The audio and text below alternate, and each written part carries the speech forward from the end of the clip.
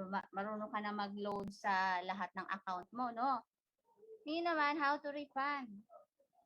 Paano mag-refund ng load? So, napakadali lang. Pero actually, yung pagre-refund ng load, ito po ay nag-a-apply dun sa mga load na unsuccessful. Okay? So, kung na-load na yon, na pumasok na dun sa customer mo, hindi na po natin yan pwedeng i-refund. Okay?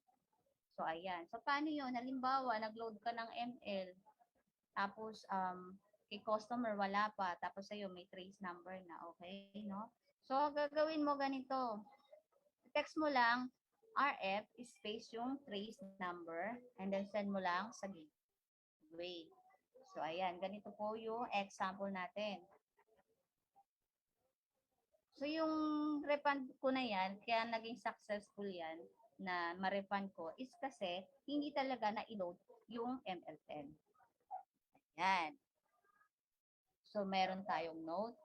Request for refund of regular load is valid up to 3 days only. So, yan.